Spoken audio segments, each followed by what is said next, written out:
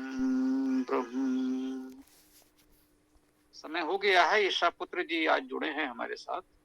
हमारे प्रमुख सहयोगी रहे हैं, कुछ कारणों से इधर नहीं जुड़ पाए होंगे, तो हम चाहते हैं कि ईशा पुत्र जी ही कुछ आरंभ करें। इधर हम लोगों ने एक व्यवस्था ये भी की है कि वेदाष्टक अर्थात चारों वेदों के प्रथम और अंतिम सूक्त, एक तो चारों वेदों के प्रथम और अंतिम मंत्र, 8 मंत्र हम लोग पढ़ते हैं, और उसको आगे बढ़ा करके पुस्तक तैयार की गई है चारों वेदों के प्रथम और अंतिम सूक्त। इसमें 8 सूक्त और 52 मंत्र हुए, तो एक सूक्त का पाठ भी हम लोग करेंगे। कल भी हुआ था, पुलकित जी जुड़ गए हैं, तो आज का विशेष सत्र पुलकित जी देखेंगे। तो पुलकित जी जैसा उचित समझे आरंभ करें। समय भी हो गया है, आप जुड़ गए हैं, आरंभ करो। नमस्ते स्वामी जी, आप सभी को नमस्ते। शायद थोड़ा इंतजार करना चाहिए अपने को। सीताराम जी भी नहीं है। सीताराम जी तो नहीं हैं, वो भी आजकल उपलब्ध नहीं होंगे, वो किसी कारण से नहीं जुड़ पा रहे हैं अभी 1-2 दिन। ठीक है, तो जो भी व्यवस्था है, पुलकित जी गौरव जी देख रहे हैं, ईसापुत्र जी भी जुड़े हुए हैं आज, तो ईसापुत्र जी भी हैं, तो वो भी महत्वपूर्ण स्तंभ है। तो समय हो चुका है, तो प्रतीक्षा करने से व्यवस्था ठीक नहीं रहेगी। उचित यही है कि हम लोग समय से आरंभ कर दिया करेंगे, जो लोग भी हों। अब तो हम ये विचार कर रहे हैं 1-2-3 लोग जो भी हों, हम लोग आरंभ करें, तो लोगों को लगेगा कि हाँ भाई समय से आरंभ होता है तो समय से जुड़ना है। जब सबको लगता है प्रतीक्षा करना है, तो वो व्यवस्था बिगड़ रही है। ये ध्यान दे, जब हम लोगों ने इस कक्षा को आरंभ किया था, तो व्यवस्था ये थी कि 5 मिनट पहले लोग जुड़ जाते थे और ठीक समय पर हम लोग आरंभ करते थे। तो उस व्यवस्था को हमें लाना है कि 5 मिनट पहले जुड़ने का प्रयास करें, 2 मिनट 3 मिनट पहले तो जुड़ ही जाएं, जिससे ठीक समय से आरंभ किया जा सके। तो आज तो पर्याप्त समय हो गया है, पुलकित जी आरंभ करें। जी, तो स्वामी जी, जैसा कि पाठ करने की बात हो रही थी, तो पहले हम सब लोग शिव संकल्प सूक्त का पाठ कर लेते हैं। तो उसके बाद फिर थोड़ा बहुत जो मेरा अध्ययन है, थोड़ा मैंने इसे सीखा, तो मैं सबके साथ साझा कर सकता हूँ। ठीक है, तो मैं शुरुआत कर देता हूँ, आप सभी भी पाठ करें, उसके बाद इस पर बात कर सकते हैं। तो शिव संकल्प सूक्त, यजुर्वेद, अध्याय 34, मंत्र 1 से 6 हैं इसमें। ऋषि शिव संकल्प, देवता मन, छंद तिष्ठुप, स्वर देवत अनुदात। ओम यच्चाग्रतो दूरमुतेति देवं ततो सुप्तस्य तथा एव एति दूरं गमं ज्योतिषां ज्योति एकं तन्मे मनः शिव संकल्पमस्तु सदा देव जगते हुए दूर जाता भले सो रहे हो उसी भांति चलता वही दूरगामी प्रमुख ज्योतियों में रहे मन सदाशिव सुसंकल्प स्वामी। क्रमशः रखें।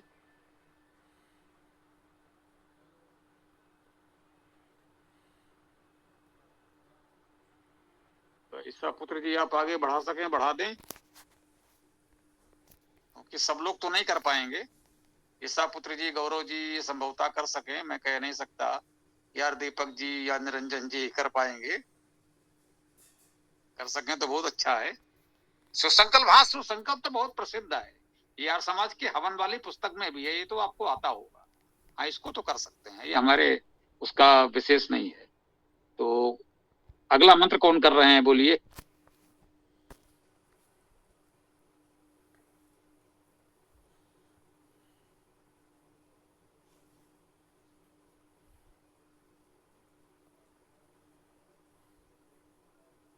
जी, नहीं कर रहे हैं तो कोई बात नहीं, मैं अपनी बात शुरू करता हूँ। बीच बीच में जैसे जैसे मंत्र आएगा मैं ही कर दूंगा।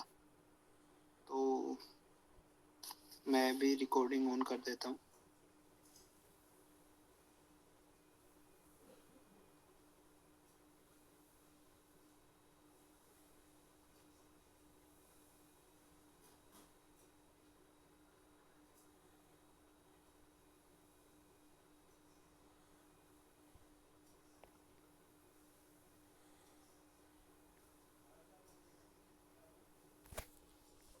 जी, मुझे शिव संकल्प सूक्त याद नहीं है, तो मैं नहीं कर पाऊंगा ये वाला।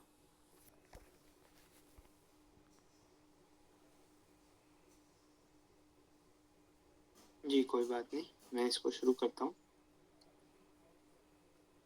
जी, तो मैंने विषय रखा था कि भाई मन को नियंत्रित कैसे करें, कि इसमें हम शिव संकल्प सूक्त से कितना प्राप्त कर सकते हैं। तो इसमें था कि सबसे पहले हम सोचते हैं कि मन क्या है हमारा। तो इसमें मैंने यही समझा कि जो हमारी चेतनता है उसको हमने मन कह दिया। उसके बाद जो हमारी चेतनता है उसको हमने सजीव होने का प्रमाण माना है। तो हम ये मानते हैं कि जो हमारी चेतनता है वही हमारे लिए बहुत महत्वपूर्ण होती है, जो हमें मनुष्यता प्रदान करती है। तो शिव संकल्प सूक्त ही ऐसा सूक्त है जो मुख्य रूप से हमारे मन के बारे में बोलता है। मन से ही मनुष्य बनता है, तो मनुष्य क्या है ये शिव संकल्प सूक्त ही हमको बता पाता है। तो जो पहला हमने मंत्र पढ़ा था, यहाँ पर हमारी बात आई कि जो ये दिव्यता है उसको जागृत करता हुआ ये दूर दूर तक गति करता है हमारा जो मन है। तो वह दिन में भी गति करेगा, सुप्त अवस्था में भी गति करता है, सोते हुए भी गति करेगा, जागते हुए भी गति करेगा। उसके अलावा ये बहुत ज्यादा जो दूरगामी ज्योति है, यानी अच्छे विचार हैं, दिव्यता है, उसमें से एक है। बहुत सारी चीजें होती हैं जो अच्छी हैं, उनमें से एक ये प्रकाशित चीज है, ज्योति चीज है, जो हमको दिव्यता प्रदान करती है। तो वह जो मेरा मन है वह शिव संकल्प हो, यानी शुभ विचारों वाला हो। वही हमको, यदि हमारा अच्छे विचारों वाला है तो वो जो गति है वो हमारे फेवर में होगी, हमको दिव्यता प्रदान करेगी।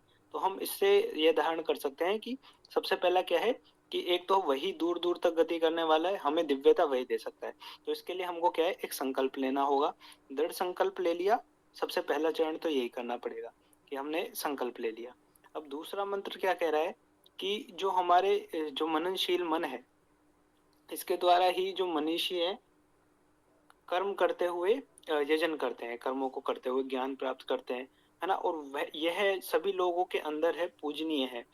तो इसमें क्या है कि हमारे जो मन की व्याख्या है ना, वो हम इस प्रकार ही कह सकते हैं कि संकल्प धारण करें और उस कर्म को करते रहें। ये हमारा द्वितीय चरण हो जाएगा कि संकल्प धारण किया और हम कर्म करते रहें। तीसरा चरण क्या हो जाएगा कि हम जो हमारा संकल्प धारण किया, कर्म करें, वह तीसरा कर्म हो जाएगा, तीसरा चरण हो जाएगा कि धैर्य धारण करें। जो कि कहा गया है तीसरे मंत्र में कि मन हमें चेतनता प्रदान करने वाला, धैर्य प्रदान करने वाला है। वह हमारे अंदर अमर ज्योति है जिसके बिना कोई कर्म नहीं होता। इसलिए तीसरा चरण हमने क्या माना है कि हमें धैर्य धारण करना है। हम फिर मंत्र 4 में हम क्या सीखते हैं कि मन के द्वारा ही भूत, वर्तमान और भविष्य नियंत्रित किए जाते हैं। मन ही हमारा यजन करता होता है। तो हमने क्या किया, पहले में हमने संकल्प धारण किया, दूसरे में हमने कर्म किया, तीसरे में हमने धैर्य धारण किया, चौथे में हमने क्या किया कि मन की शक्ति को हमने पहचाना और उसी से भविष्य में हमारे कार्य सफल होंगे, क्योंकि यही इन चीजों को नियंत्रित कर रहा है, भूत, वर्तमान और भविष्य को, है ना। हमारा भविष्य भी इसी पर निर्भर करता है। ये जब हम बात ये सोच लेंगे तो हमें समस्या नहीं होगी अपने अगले चरण में। उसके बाद हमारा मंत्र संख्या 5 हमको क्या बताता है, मन से ही वेदों का सार है। ये वेदों के मंत्रों में रथ के तीरों के समान प्रतिष्ठित है। तो हमने क्या समझा इससे कि जो हमारे सत्यता है ना, जो ऋषियों की सत्य का खोज की है, ऋषियों ने मनन किया है, वही वेद है ना। ऋषियों का मनन ही हम वेद मान के चलते हैं, है ना। और जो ऋषियों की भावना है वो हर मंत्र के ऊपर होती है ना। तो हम इसमें क्या मान सकते हैं कि सत्य की जो खोज है ना, वो हमें मनन द्वारा ही प्राप्त होगी, है ना। और इसका मार्गदर्शन कहाँ से प्राप्त कर सकते हैं, वो हम वेदों से प्राप्त कर सकते हैं। तो इसमें हम पांचवा चरण ये जोड़ सकते हैं कि जो हमारा अच्छा साहित्य, वैदिक साहित्य, उसका हमें अध्ययन करना है। और छठा मंत्र है जो क्या कहता है कि जो ये मन है कुशल सारथी के समान, है ना, ये इस जीव को, जीवन रूपी रथ को संचालित करता है ना। ये हमारे हृदय में स्थित गतिशील अत्यंत वेगवान है ना। तो ये हमारे सारथी का काम कर रहा है। तो इस तरीके से हमको समझना होगा कि हमारा जो हमें इस अपने सारथी को प्रशिक्षण देना है, जिससे इस रथ का ये सही प्रकार से सही दिशा में इसको ले जा सके। तो यहाँ पर क्या है, हमें अपना ध्यान करना है, अनुभव प्राप्त करने हैं। इससे हमारा ये जो मन है वो एक कुशल सारथी बन पाएगा। इसके अलावा ये बात है कि यदि हम विश्व के कल्याण करने में मन लगाएं तो अवश्य हमारा मन पवित्र होगा, ये मंत्र 7 कहता है। तो हमें इतना सोचना पड़ेगा कि अपनी संकुचित मानसिकता को नहीं रखें, थोड़ा खुल के सोचें और कल्याण में लगाएं, तो अवश्य ही हम अपने लक्ष्य की प्राप्ति में सफल होंगे ही होंगे। तो यह 7 मंत्रों का एक बार मैं इसको संक्षिप्त में बोलना चाहूँ तो ऐसा है, सबसे पहले हमने संकल्प लिया, शिव संकल्प लिया, अच्छा संकल्प लिया जिससे देश का, धर्म का, स्वयं का, परिवार का, समाज का भला हो। द्वितीय चरण में हमने किया कि हम कर्म करते हैं, उस संकल्प को धारण किया, कर्म करते हैं। तृतीय चरण में हमने क्या किया कि धैर्य धारण करें, ये नहीं है कि आज ही हमको हमारा संकल्प पूरा हो जाएगा, उसमें समय लगेगा। उसके बाद चतुर्थ चरण यह है कि हम उसकी अपनी शक्ति को पहचानें, अपने पे विश्वास जगाएं, कॉन्फिडेंस लाएं, तो कार्य करें और इसी से हमारे काम सफल होंगे, ये ऐसा हम अपने अंदर दृढ़ विश्वास जगाएं। पांचवा चरण क्या है कि हम वैदिक साहित्य आदि का मार्गदर्शन लें, जिससे शास्त्रों के मार्गदर्शन ले, जिससे जीवन आसान हो, कुछ हमको मार्गदर्शन मिले। छठा क्या है कि हमारा जो मन है वो हमारे लिए सारथी के समान है, हमको उसे प्रशिक्षित करना है। प्रशिक्षित कैसे? जैसे बहुत सारे तरीके हो सकते हैं, ध्यान, योग, है ना, और अनुभव, है ना, घूमना फिरना, बहुत सारे तरीके हो सकते हैं मन को नियंत्रित करने के, बहुत सारी क्रियाएं हो सकती हैं, बहुत सारे आसन हो सकते हैं, तो सबका हम जितना हो सके उतना करें। और सातवां है कि हम कभी भी हमारा जो संकल्प है उसमें संकीर्ण मानसिकता को ना आने दें, हम खुल के सोचें और अपने रास्ते पर चलते रहें। तो ये मैं अपना वक्तव्य पूरा करता हूँ। धन्यवाद। बहुत बहुत सुंदर, बहुत अच्छा लगा। हमें बहुत प्रसन्नता होती है कि जब ये हमारे युवा साथी इतना उत्तम चिंतन विचार करते हैं। बल्कि प्रयास करना ये बहुत अच्छा है, मेरे लिए आश्चर्यजनक है। शिव संकल्प सूक्त का ऋषि ही शिव संकल्प है, देवता मन है। इस मन देवता पर जो शिव संकल्प किया, कह सकता हूं इस सूक्त का एक ऋषि ये भी हमें मिला। इस पर थोड़ा चिंतन करना, यदि जैसे पहला मंत्र पढ़ा था और उस पर बोले थे, तो ये एक मंत्र पढ़ा उसकी बात कर ली, फिर दूसरा मंत्र पढ़ा उसकी बात कर ली, तीसरा मंत्र पढ़ा, तो एक तुम्हारा बहुत अच्छा वक्तव्य तैयार हो सकता है इस मन पर। और इसका थोड़ा अभ्यास करके एक अच्छा वक्तव्य तैयार करो, उसका वीडियो बना सकते हैं अलग से भी, आज का तो जो कुछ होगा वो हो ही जाएगा। और ये 7 बिंदुओं पर बात की है, तो निश्चित रूप से इसको एक लघुलेख के रूप में हम लोग प्रचारित कर सकते हैं, तो इसको किया जाए। देखिए, इन्होंने जो कुछ कहा है उसमें कुछ बातों से सहमति या सहमति तो हो सकती है। मेरी प्रसन्नता ये है कि एक नवयुवक ने, हमारे लिए कह लें बालक बच्चे हैं, और इतनी गंभीरता से इस दिशा में इन्होंने सोचा, बहुत अच्छा लगा हमें। इस तरह से मैंने भी नहीं सोचा था। मैं स्वीकार करता हूँ, संकल्प पर हम बहुत समय से पाठ प्रवचन चर्चा कर रहे हैं, लेकिन जितना एक ये दिशा लेकर के जिस तरह से इन्होंने प्रस्तुतिकरण किया, किशोर तो हम नहीं सोच पाए थे। कहने में हमें कोई संकोच नहीं है। तो यहाँ से हमारी वही बात सिद्ध होती है, अनंता वै वेदा। वेद का अर्थ विस्तार अनंत है, महासागर है। जितना आप इसमें डुबकी लगाएंगे उतने ही नए मोती लेकर आएंगे। तो आज पुलकित जी ने शिव संकल्प सूक्त से कुछ और नया अमृत निकाल कर हमको दिया है। इस दिशा में हम सबको विचार, प्रयास, चिंतन करना चाहिए। तो कुछ इससे भी अच्छा इस दिशा में हो सकता है। बहुत अच्छा लगा, हमारी बहुत बहुत शुभकामनाएं। और अन्य भी साथी इस पर अपनी बात जो रखना चाहें रख सकते हैं, स्वागत है।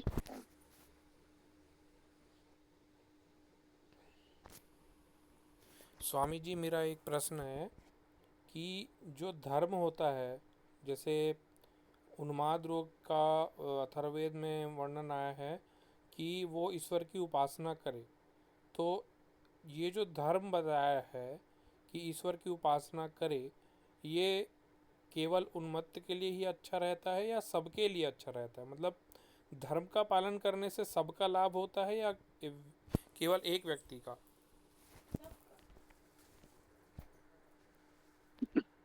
देखिए, धर्म का पालन करने से लाभ तो सबको होगा। धर्म का पालन सबको करना ही चाहिए, ये कर्तव्य है। समझ गए? ये कोई मनोरंजन नहीं है, ये हमारा अनिवार्य कर्तव्य है धर्म का पालन करना। भूखे का धर्म भोजन है, पक्षी का धर्म ही उड़ना है। ये पक्षी उड़ना छोड़ दे तो पक्षी क्या रह जाएगा फिर तो वो। तो इसी प्रकार से जो भी जिसका गुण धर्म है, हाँ, हम लोगों ने पढ़ा है, प्रॉपर्टीज कहते हैं गुण धर्म अपनी भाषा में उसे।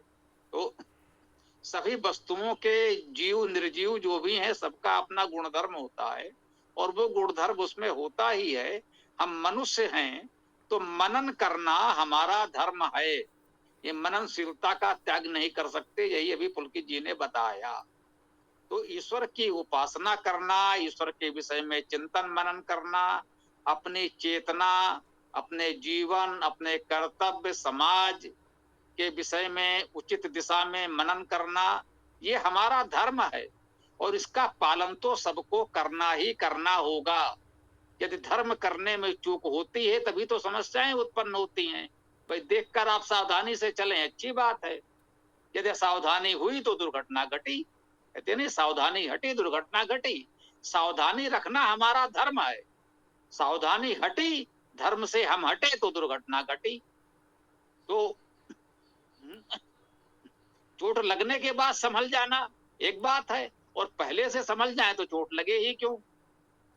स्वास्थ्य के नियमों का पालन सबको करना चाहिए, परंतु कहीं भूल चूक हो जाती है तब क्या होता है, हमें रोग हो जाता है। कोई भी सामान्य सा रोग है गया, किसी को सर्दी खांसी ज्वर कुछ भी साधारण सा हो गया, सर दर्द पेट दर्द कोई भी साधारण सा रोग किसी को हो गया, तब क्या होता है, हम चिकित्सक के पास जाते हैं, फिर वो हमें स्वास्थ्य के नियम समझाता है।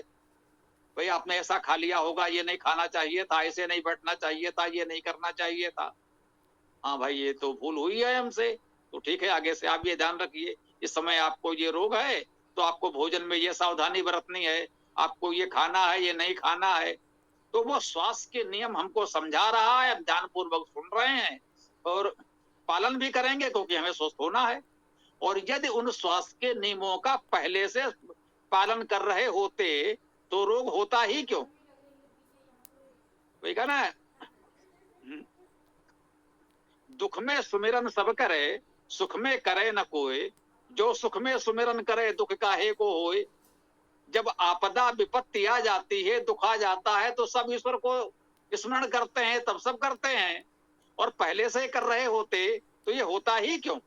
तो ये धर्म सबका है और सबको पालन करना ही चाहिए, तो हम उससे बचे रह सकते हैं। और भाई कहीं कोई दुख कष्ट है तो भी हम प्रयास करेंगे, उपासना करेंगे तो उसमें लाभ भी हो सकता है। स्वामी जी, जैसे कहीं एक स्थान पे लिखा है कि धर्म का जो है लक्षण रहता है वो, मतलब धर्म जो है कठिनत्व रहता है, मतलब कठिन होता है धर्म का पालन करना। या कुछ लोग कहते हैं कि नहीं ये तो नेचुरल होना होता है, कि धर्म सरल होता है। तो धर्म कठिन होता है कि सरल होता है? देखिए धर्म प्राकृतिक है और सरल है, धर्म का पालन न करना कठिन है। हम यूं कहें धर्म से बचकर भागना कठिन है। जो जिसका स्वाभाविक धर्म है वो तो उसे करना ही करना है। आप जल को छोड़ेंगे उसका प्रवाह होगा ही होगा, प्रवाह जल का गुण है, उच्च से निम्न की ओर उसका प्रवाह होगा। अब यदि उस प्रवाह को रोकना है तब आपको बांध बनाना पड़ेगा। जो नदी का स्वाभाविक धर्म है बहना, उसके लिए कोई प्रयास नहीं करना है, नदी स्वाभाविक रूप से बहती रहेगी। यदि उस प्रवाह को रोकना है तब बांध बनाना पड़ेगा। तो धर्म का पालन करना कठिन नहीं था, उसको धर्म के पालन करने से रोकना एक कठिन कार्य था, वो आपको करना पड़ा। स्वाभाविक रूप से जो हमारा धर्म है वो तो हम करते ही हैं, कभी कभी असावधानी वश किसी अन्य कारण से हम उससे विचलित होते हैं, कष्ट होता है, हमें धर्म को छोड़ने में कष्ट होता है, धर्म को छोड़ना कठिन होता है। परंतु स्वभाव है, कभी कभी ऐसा होता है कि कुछ ऐसे परिस्थितियां आ जाती हैं कि मूल धर्म से हम विचलित हो जाते हैं। जैसे कोई किसी को रोग हो गया तो उस दृश्य से उसका अनुभव अलग हो सकता है कि नहीं। अब कोई रोग हो गया तो अब उसको स्वाद नहीं आ रहा है, उसको कोई भी भोजन में स्वाद अच्छा नहीं लग रहा है, तो स्वाद लेना जिह्वा का धर्म तो है। स्वाभाविक रूप से जब भी आप कुछ भी ग्रहण करेंगे, ये मीठा है, ये कटु है, ये अम्ल है, तीखा है, वो स्वाद तो आपको आएगा ही आएगा। यदि कोई रोग कष्ट हुआ है किसी कारण से, तब स्वाद में कठिनता आ रही है, अन्यथा तो जो स्वाभाविक गुण धर्म है वो तो होगा ही होगा। तो उस धर्म का पालन करना सहज स्वाभाविक है, सामान्य है, उसके लिए कोई प्रयास नहीं करना पड़ता। यदि किसी कारण से उसमें कोई व्यवधान आ गया है, जिसको एक प्रकार की बाधा या रोग भी कह सकते हैं जीव शरीर के संदर्भ में, तो धर्म के पालन करने में कठिनाई का अनुभव कहीं कहीं होने लगता है। तो जब सहज भाव से हम धर्म का पालन कर रहे हैं तो समस्या नहीं होगी। देखिए, सत्य बोलना सरल है, झूठ बोलना कठिन है। कुछ लोगों को लगता होगा भाई सत्य बोलना बड़ा कठिन है, नहीं। यदि आप सत्य बोलते हैं तो कुछ सोचना नहीं पड़ता, जो जैसा है आपने कह दिया। आपसे पूछा भाई आज आप कहाँ गए थे, आप जहां गए थे बता दिया। अब यदि आपको झूठ बोलना है, आप उस व्यक्ति से मिले थे लेकिन नहीं बताना चाहते, अब ये झूठ बोलना बड़ा कठिन है। अब हम क्या बहाना बनाएं? हाँ, तुम उस तरफ गए थे, हमने देखा था, उनके पास गए थे। नहीं नहीं, उनके पास नहीं गए थे, उनसे तो हमारा कोई लेना देना नहीं है। अब आप सोच क्या बहाना बनाएं? आपने कोई बहाना बनाया, फिर उसने कुछ और प्रति प्रश्न कर दिया, एक और कुछ कह दिया। अब आप सोच रहे हैं अरे अब इसको अब क्या उत्तर दें? ये कठिन कार्य है, समझे ना। झूठ बोलना कठिन है, और यदि सत्य बोलना है तो जो है वो आपने एक बार में कह दिया, फिर आपको कोई अगला प्रश्न नहीं आएगा, आपको कुछ नहीं कहना पड़ेगा। सत्य बोलना धर्म है और बहुत सरल है, कठिन है झूठ बोलना। ऐसे ही सब समझ लें, धर्म का पालन करना सरल है, धर्म के विपरीत जाना ही कठिन है। बहुत बहुत धन्यवाद स्वामी जी महाराज। स्वामी जी नमस्ते। इसमें थोड़ा सा कुछ जोड़ना चाहता हूँ। धर्म जो है स्वाभाविक रूप से होता है। जैसे हम मानव हैं तो मानव का धर्म मनन करना, पशु हैं उनका धर्म देखना है। जीवन तो उनका भी चल रहा है, जीवन पशुओं का भी चल रहा है, तो जीवन तो अपनी गति से चल रहा है। अब दिक्कत ये आती है कि हमने जो अपनी जीवनचर्या बना रखी है उसमें हम धार्मिक कम अधार्मिक ज्यादा हो गए हैं। तो प्रश्न उठेगा भाई वो कैसे? जैसे भी स्वामी जी ने उदाहरण दिया कि भाई कहाँ गए थे, वहां गए थे, बात खत्म हो गई। लेकिन हम वो नहीं बोलते, हम क्या बोलते हैं? नहीं नहीं, मैं उसके पास से जा रहा था इसलिए उधर से निकल गया, तो आपको धोखा हुआ होगा। तो हमने उस बात को इतना लंबा बना दिया, और ये हम बनाते बनाते इतने अभ्यस्त हो गए कि हम सच बोलना ही भूल गए। तो नतीजा ये हो रहा है कि हमारे मन मस्तिष्क शरीर के अंदर झूठ ही झूठ भरता जा रहा है, अधर्म ही अधर्म भरता चला जा रहा है। हमको खाना कुछ चाहिए, हम खा कुछ रहे हैं। आजकल जो है बसंत ऋतु है, लेकिन इस सीजन में हम जो बड़े अकड़ के खाते, ठंड में बरसात में उसका रखा हुआ हम रेफ्रिजरेटेड का कोल्ड स्टोरेज रखा बड़े अकड़ के दिखाते हैं। अब धीरे धीरे सेब की फसल खत्म हो रही है, तो थोड़े दिन बाद हम जो है बड़े अकड़ के सेब खाते हुए दिखाएंगे, देखो मैं लाल सेब खा रहा हूँ। तो ये हमको लाभ पहुंचा ही नहीं सकते किसी भी तरह से, क्योंकि बेमौसम की बेरुत की चीजें हो गई है। लेकिन हम बड़े उनके ऊपर गर्व करते हुए दिखाते इतराते हैं, क्योंकि फ्रिज की जरूरत हमारे देश में वास्तव में है ही नहीं।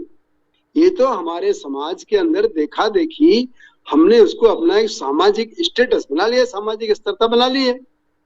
भारत में शायद ही कोई ऐसा गांव होगा, गांव की बात कर रहा हूँ, शहर की नहीं कर रहा, शहर में तो हर जगह सामान उपलब्ध है, गांव में एक दो गांव के आसपास कहीं अपना हाट बाजार लगता है, तो शायद ही कोई गांव ऐसा होगा जहां पर हाट बाजार की सुविधा आसान ना हो। वरना हर एक दो गांव के बीच में 2-3 दिन में कहीं ना कहीं हाट बाजार लगता है पूरे भारत में। तो जब 2-3 दिन के अंदर हमको पूरा हाट बाजार मिल रहा है, तो कितनी भी गर्मी पड़े हमें उस फसल जो आ रही है, गर्मी की फसल आ रही तो गर्मी के समय, शीत की फसल आ रही तो शीत के समय, जो भी फल हैं सब्जियां हैं ऋतु अनुसार हमको उपलब्ध हैं। तो फ्रिज की हमें जरूरत क्या है? नहीं है जरूरत, लेकिन हमने उसको अपना सामाजिक स्तर के नाते एक बना रखा है कि फ्रिज के अंदर बची हुई सब्जी है, बची हुई रोटी, दूध जबरन ठूस ठूस के रखेंगे, कटे हुए टमाटर उसमें रखेंगे, आलू उबाल करके रख लेंगे। क्यों रख रहे भैया आप? तो ये जो हम अधार्मिक कार्य कर रहे हैं, यही तो हम खुद बुला के जाते हैं रोग को। हमारे एक परिचित कहा करते थे कि हम रोगों को बड़े प्यार से बुला के लाते हैं, चलो जलेबी मेरे घर चलो। वहां जाके हम जलेबी खा रहे। क्यों खा रहे भाई जलेबी? एक तो जलेबी खा रहे हो वो भी मैदे की, और ऊपर से शक्कर में डुबो करके। भाई कभी कभार हो गया तो बात ठीक है, लेकिन तो अभ्यास में आ गए। तो इस तरह की चीजें हैं जो हमारे मन मस्तिष्क में और हमारे व्यवहार में घर करके बैठी हुई। उसी का नतीजा है कि हमारे यहाँ पर आज भी, भारत तो भारत ही है ही, भारत के अलावा भी दुनिया के दूसरे देशों में करीब करीब 80 से 85% रोग मानसिक हैं। यदि हम उनको ऊपर अपना विश्लेषण करना शुरू करें तो हमें पता चलेगा कि ये तो हम काम उल्टा कर रहे थे, लेकिन उसको हम छोड़ते नहीं। उल्टे करने को, हम उल्टा ही करने के अभ्यस्त हैं। किसी को बोलो भाई इस समय जो है गर्मी है, गर्मी में अब जो है गाजर नहीं खाई जाती। अरे क्यों नहीं खाई जाती? कितनी बाजार में आ रही है। अरे बाजार में आ रही हो तो हाइब्रिड गाजर है, वो गर्मी की फसल की गाजर नहीं है, वो तो सर्दी में आती है। सर्दी खत्म हो गई, मूली आने लगी, मूली भी खा रहे। क्यों खा रहे भाई मूली? गर्मी में, गर्मी की फसल ही नहीं है, वो गर्मी का सब्जी नहीं है। तो इस बात को हमें ठीक से समझना पड़ेगा।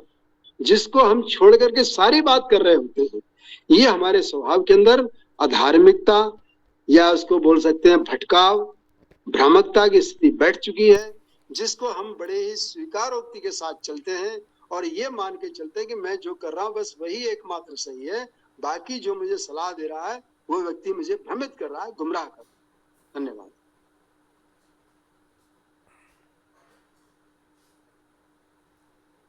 हाँ भाई, और किसी को कुछ कहना है तो बताएं। उनकी जी ने अच्छी व्यवस्था बताई, उस पर तो कुछ बात आती तो और भी अच्छा होता, या और जो भी बात कोई कहना चाहे तो वो भी अपनी बात रख सकते हैं। स्वागत है।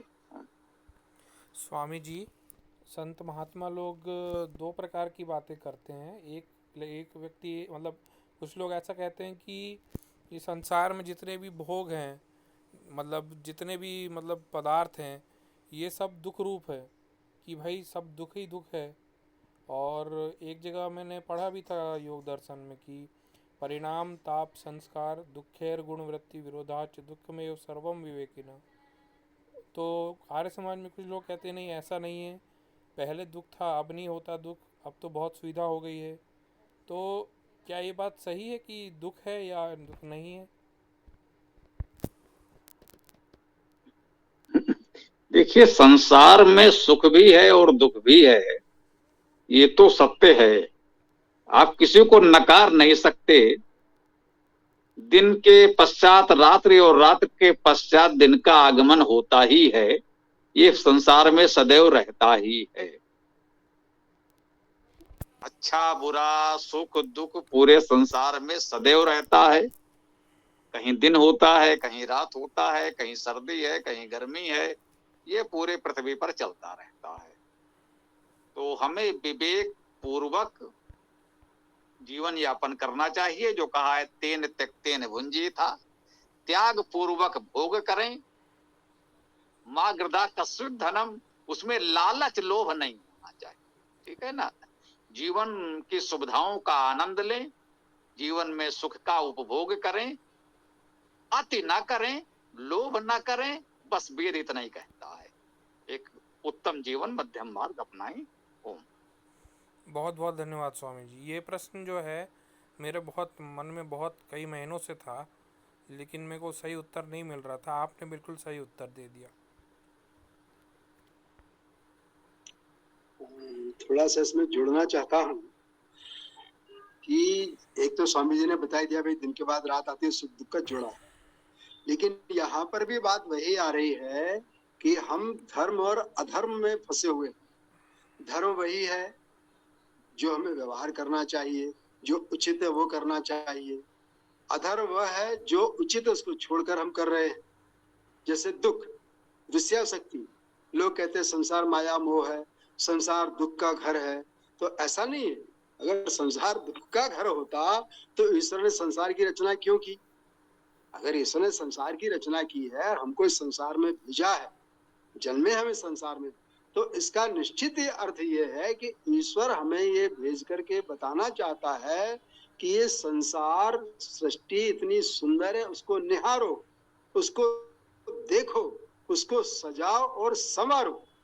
लेकिन हम ये नहीं कर रहे, हम पेड़ काट रहे हैं। तो क्या ईश्वर ने बोला था पेड़ काटो? पेड़ जब लगे हुए हैं, जब हम पेड़ लगा नहीं पा रहे तो काट क्यों रहे? तो ये हम अपने लिए दुख पैदा कर रहे हैं। आज शहरों के अंदर धूल मिट्टी उड़ रही है, क्यों? कि हमने कंक्रीट का जंगल खड़ा कर दिया, डामर स्ट्रीट रोड सड़कें बना दी। तो ये फिर वही बात आ गई। उसके बाद में उसी तरह से फिर दूसरी बातें आती हैं। वन्य पशु है, वो अपना जब भूख लगी उसने मारा खा लिया, हिंसक पशु है। तो शाकाहारी पशु है तो गया घास पत्ते खा लिए उसने अपना, उसे तो कोई दुख नहीं है। लेकिन मनुष्य को दुख है, क्योंकि मनुष्य जो है यहाँ पर अप्राकृतिक कार्य कर रहा है, धर्म विरुद्ध कार्य कर रहा है। यदि हम उन सभी चीजों को संयमित और नियमित रूप से उपयोग प्रयोग करते हैं तो हमें सर्वत्र सुख ही सुख है। अब कोई कह सकता है वितर्क के रूप में, विरोध के रूप में, कि ऑफिसों में ऐसा होता, ऑफिसों में वैसा होता है। बिल्कुल ठीक बात है। तो होता है तो उसकी बुनियाद किसने शुरू की? वो जो गड़बड़ व्यवस्था मची हुई है ऑफिसों में, कार्यालयों में, उसके भी तो उत्पन्न करता हम ही लोग ही तो हैं। हमारे ही किसी ने तो जाके उनकी आदतें बिगाड़ी हैं, जिसकी वजह से आज वे सामान्य कार्य करने से भी कतराते हैं। और जो सामान्य कार्य को सामान्य समय में कर दिया जाना चाहिए, उसे वे लोग रोक के बैठे रहते हैं। जब हम 3 बार 5 बार जाते हैं और जाके बार बार उसकी जान खाते हैं, उसकी टेबल के सामने खड़े हो जाते हैं और उसके 5 लोग देखते सुनते हैं, तब जाकर के उस काम को आगे बढ़ाता है। तो हमारे ही तो त्रुटि हो रही है, ये हम ही तो उसको पैदा कर रहे हैं। और एक बात इसी तरह से आती है बार बार कि भाई जो है हमको सन्यास लेना चाहिए, कोई कुछ बोलता है, कोई कुछ बोलता है। तो वेद में कहाँ कहा गया सन्यास? बल्कि अभी हम लोगों ने पढ़ा था 10वें मंडल का 85वां सूक्त, उसका 42वां मंत्र। वो तो ये कहता है कि दोनों लोग घर परिवार में रहो, अपने नाती बच्चों के साथ में खेलते हुए जीवन बिताओ। वैराग्य की बात कहाँ से आ गई? वेद ने कहीं नहीं कहा कि हम लोग वैराग्य बने, संन्यास छोड़ छाड़ करके चले जाओ। नहीं, इस संसार में रहो।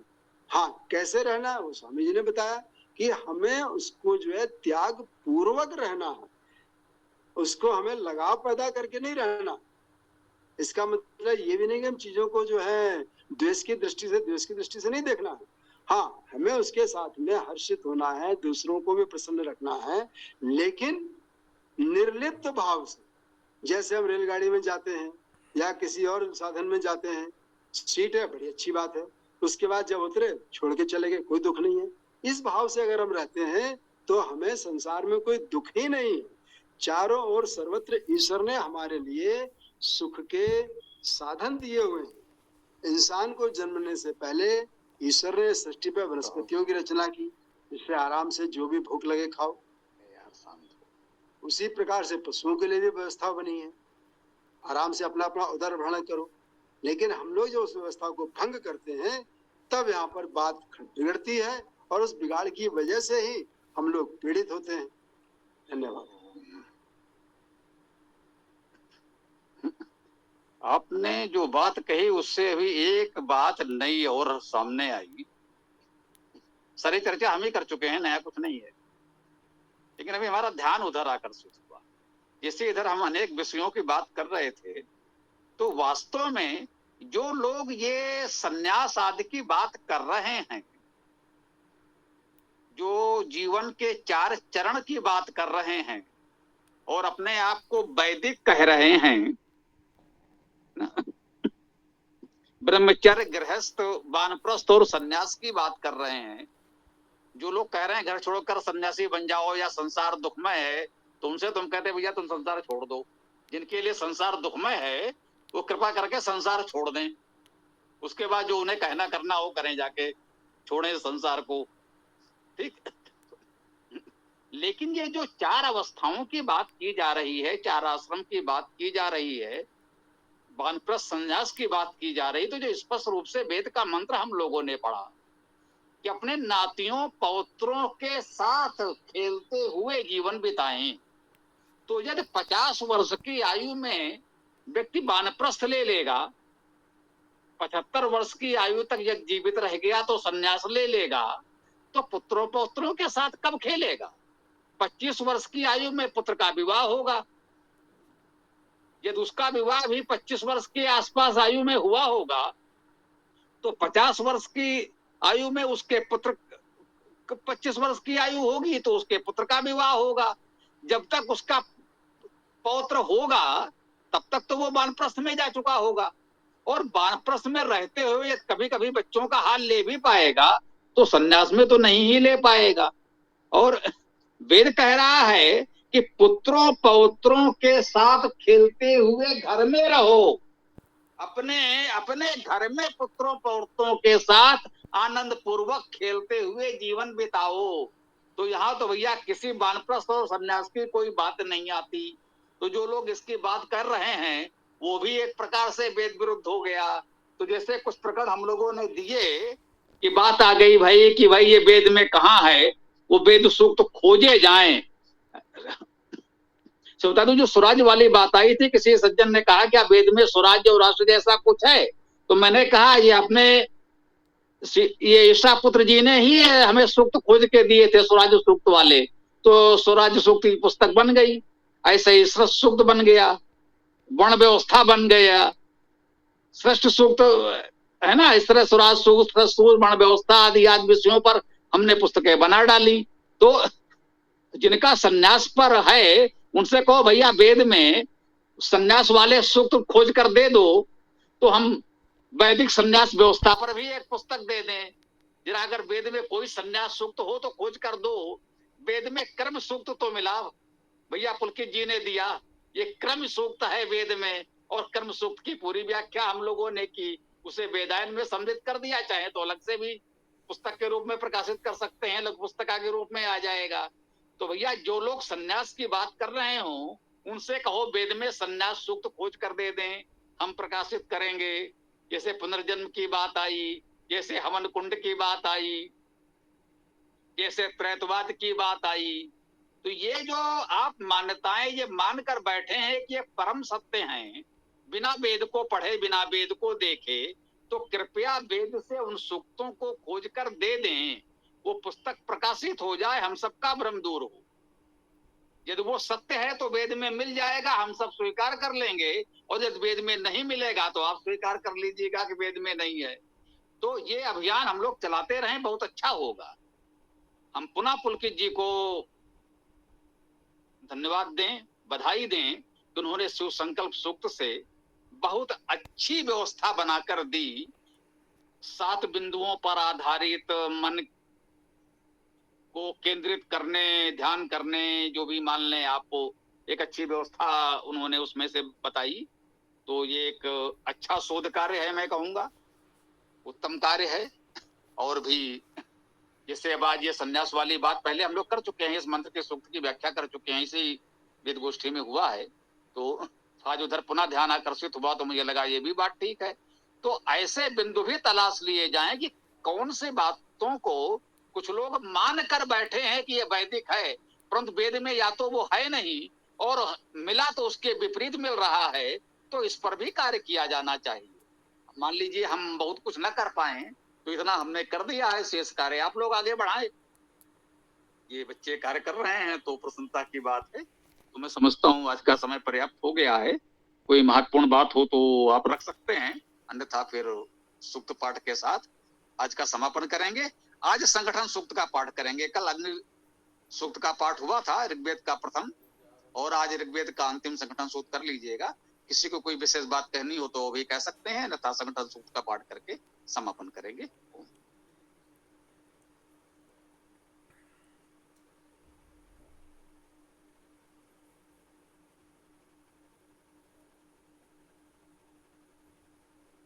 ये तो किसी को कुछ नहीं कहना है तो संगठन सूत्र का पाठ करिए।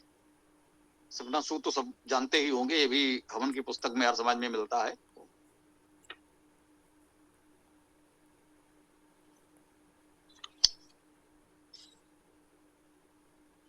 ओम सम समिद्युवसे वृषन्नग्ने विश्वानर्या ईळस्पदे समिध्यसे सनो वसून्या भर। आगे कोई पढ़ना चाहे तो पढ़े।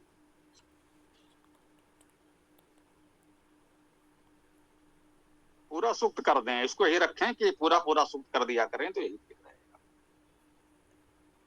जी। ओम संगच्छध्वं संवदध्वं सं नो मनांसि जानताम् देवा भागं यथा पूर्वे संजानाना उपासते।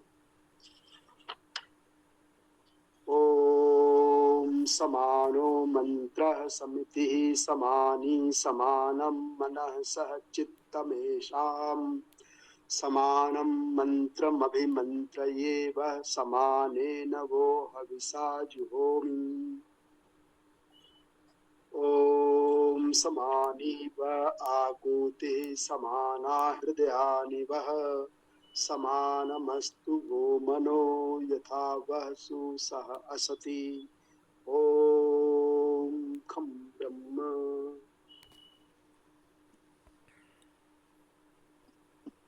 ओम। आप सभी मित्रों का आभार इस वेद चर्चा में सम्मिलित होने के लिए।